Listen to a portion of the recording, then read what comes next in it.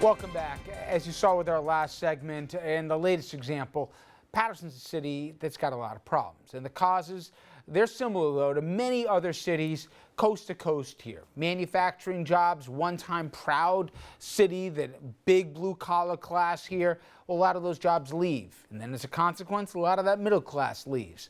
Crime spikes and things get worse. Well, a short time ago, Dominic spoke to someone who's trying to reverse that trend. And Dominic, more than just, saying the right things, you can argue he played a big part in brokering a peace when it looked like the violence from the First and the Fourth Ward was going to explode after this death. No doubt about it. One person can make a tremendous difference. One person can make a difference. Kenyatta Stewart is a high-profile lawyer in Paterson, but the other hat he's wearing is bringing together at-war gang members. And for 2 weeks, a fragile truce of stopping gang violence and gun violence has held up.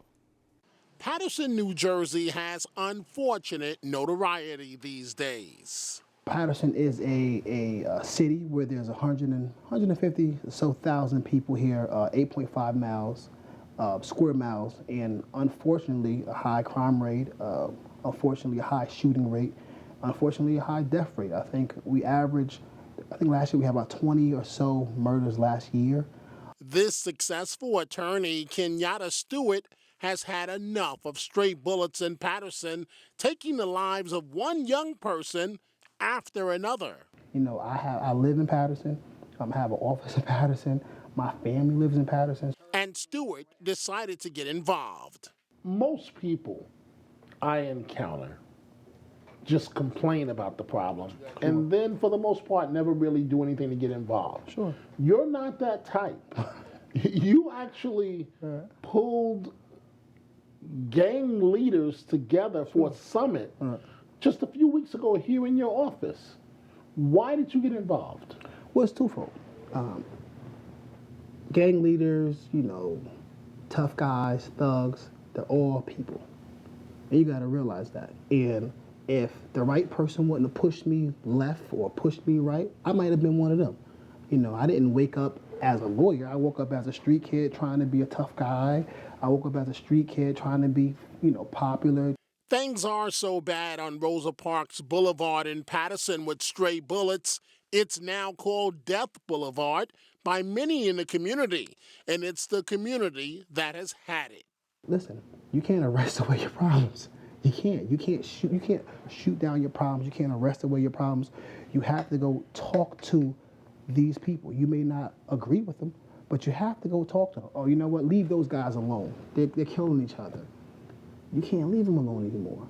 Now you can't just say, I'm not going to drive down that block anymore. See, before it was one of those, oh, no, that's that side of the area. As long as I stay out of that side of the area, as long as me and my family stay away from that side of the area, oh, we're good. You can't do that anymore because, unfortunately, that side of the area may be coming to your side of the area. So now, like I said before, that if you're not addressing the problem, you are part of the problem. Attorney Stewart understands he's fighting an uphill battle. What's next, counselor? Well, we're celebrating May 11th was the truce. So we're celebrating about 2 weeks, going on 3 weeks of no problems between this up the hill and down the hill problem that we had for about 5 to 7 years. We're celebrating 2 weeks. Now people may say, you know what? 2 weeks is nothing, Kenyatta. You're a fool if you think this is going to continue on. You're a fool if you don't think it's going to continue on. All right, I want to bring in our panel right now. Scott Vanderhoff, attorney and former Rockland County executive. Andrew Whitman, our senior political correspondent. And of course, Dominic with that conversation. And yes, we're talking about Paterson. We're talking about a singular incident, a tragic incident. You already mentioned a couple other lives snuffed out far too soon. But guys, we've seen this in so many other cities. I remember talking to folks in Newburgh here and going out with the cops on a ride-along. Newburgh, huge city, as you know, Andrew, a historical city. I mean, George Washington, a major place in American history, and a proud manufacturing city, fallen on really tough times in one of the roughest areas I've ever seen. And you can manufacture. You've got communities also in Rockland that were a shadow of what they once were. It seems that there's a commonality, Scott, that It's that where there used to be a manufacturing base, where there used to be good blue-collar jobs, when those disappeared for whatever reasons, there wasn't anything that took their place, and blight took over, and kind of what we saw at Detroit on a macro level, we're seeing on micro levels in cities dotting the East Coast, West Coast, and places in between. Oh, sure. It's a common historic rhythm. Rochester, New York, Trenton, Newburgh, and even areas that are the suburban areas where you used to have retail and you didn't have the big malls, of course, Right. they have completely transferred to the same kind of environment. But that interview was terrific, particularly that attorney. I mean, that's precisely part of what's needed. You got to get down and talk to the people, because it doesn't work from a high. It doesn't work with just laws. It requires really understanding the community. I thought he was terrific. Another common element in those communities, you want to add Baltimore, you want to add Camden to the list, I mean, the list goes on and on, is an underperforming education system, so that it doesn't provide a certain sense of empowerment or hope to a lot of the young people. So, without the prospects of good jobs or a good education and a way out, the street life becomes the attractive status quo and the way to live an elevated life, so to speak. And so you wind up with gang situations, or in Paterson's case, up the hill and down the hill. Dom, you've been very transparent about your own life. A kid from the projects who saw some unspeakable stuff growing up, but you got through it. And as we saw with Mr. Stewart, he also could have gone one way or the other, but instead he ended up an attorney, and good power to him, went back to his community, didn't abandon it. It seems for so many, there's very little downside because there's so little hope to going the wrong way. How does the cycle get broken, other than jobs, other than waving a wand and the education system gets better? We know, but those things are hard. How do some kids turn out so well against all odds, and some other kids, are doing drive-bys? Well, first of all, I couldn't have summed it up any better than what you just did. The answer, as far as I'm concerned, is someone that's come from those communities, who feels comfortable in those communities. But I have to tell you, Richard, it is so bad in Paterson that even my eyebrows were going up. I'm like, well, what if a stray bullet flies past right now, and while I'm driving from point A to point B? We spent several days in the community observing what's going on. You mentioned education, but to me, I know in my life that was the answer.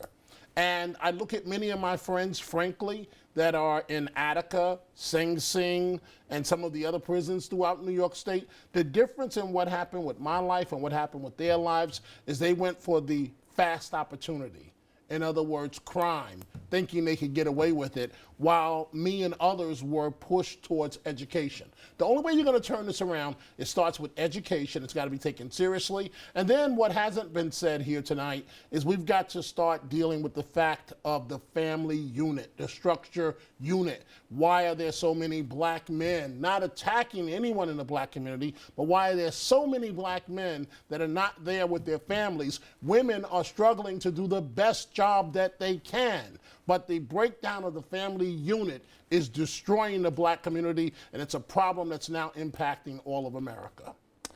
Well, this is going to lead us to the next part of our conversation, which is the commonality that we saw with this young man, that we've talked about with Baltimore. We've talked about so many different cities in this country, is guns, gun violence, and it is spiking. In fact, New York City, once thought to be, those were the way back bad days, back of the 80s and even late 80s. Well, just now, new data coming out, and leadership in the NYPD speaking up, saying justice stop and frisk numbers are falling. Gun violence is going up. We'll debate and discuss whether or not there's a correlation, and also compare what's going on now to those bad old days when crime was a whole lot worse.